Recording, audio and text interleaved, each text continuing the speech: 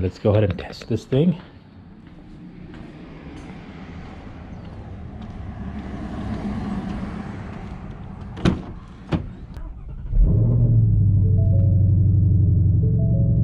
It is about 55 degrees out, sun's out, it's dry out on the road here. So, hey guys, welcome back to the channel. I'm doing a little test here. I just received a JLT cold air intake they'll be putting on the car. It requires no tune or anything like that. One of the features of the JLT, it's an open air element filter as opposed to the enclosed box filter that's on the stock GT500 air intake. So there's always stats out there about how fast the car goes or how much more power it makes, and I'm sure that is the case with the JLT intake. However, I wanted to see in the real world environment what it would look like when I have the car under load as it affects the IATs. So I'm going to just do some quick pulls here.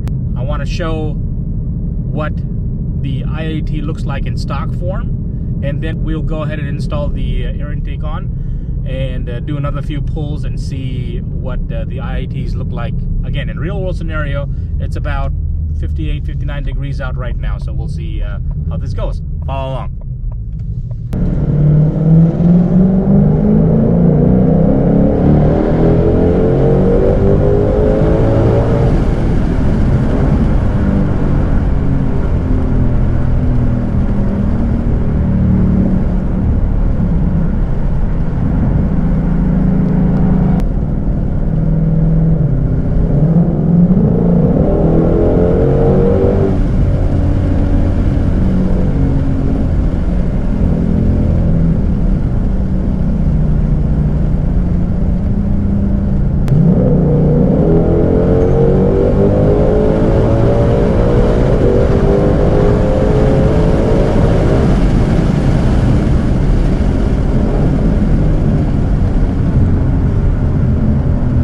So we just did the initial pull in stock setup, so you can see what the IATs look like in load while the car's driving. And we'll go ahead and do the install, and I'll go through the install process of the JLT cold air intake with you. We'll go ahead and do another hit and see how it affects our IATs.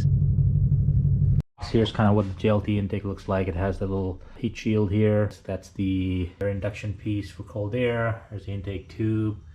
You got the fittings and coupling there, and then this comes with the dry filter. So this one came with the dry filter right here. It's huge. Cool. All right, and then here's instructions. It looks relatively straightforward. I'm going to follow it. There's a bunch of install videos for JLT cold air intakes for 2020 GT500, so I'm not going to kind of go through that. However, you know, we'll do a speed up process of what it looks like, and I'll give you an idea of how long it took me to install these things.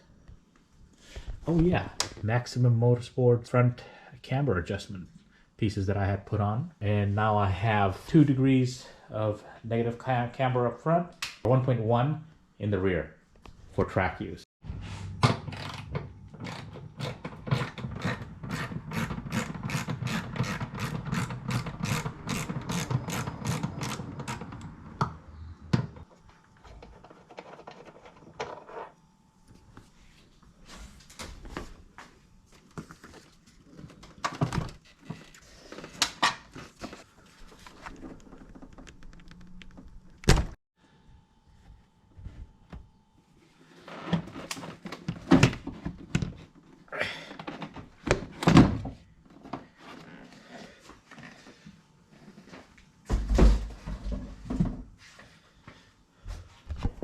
All right, relatively simple. So basically make sure you disconnect all the vacuum homes, and there's just one 10mm bolt right here. You undo that and it should wiggle right out. There's a grommet right here that goes in to the stock air box. We're reusing, I think, 1 or 2 of the grommets, but that's in a sense what it looks like with the air intake taken out of it. Pretty cool, pretty clean. Show you something that I wasn't shown in some of the other videos. For this this part came with a JLT intake. It basically lines up with the cold air ducting that you see right here. That's the cold air ducting right here. It's gonna sleeve right over it, just like this. Boom. Okay. All right. So this is gonna go here.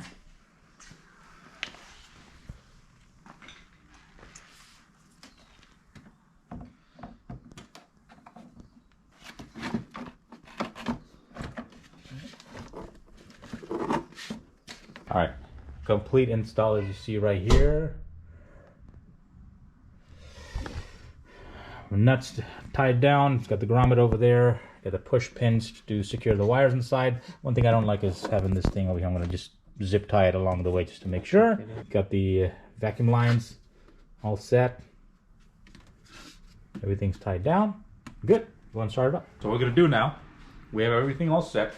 Everything bolted in, tied down. The sensors and everything are all set up as they're supposed to be. We're going to do our first initial start. See if it triggers any check engine lights or warnings or anything like that, if there's any leaks. And then after that, we will go ahead and take it out for a ride.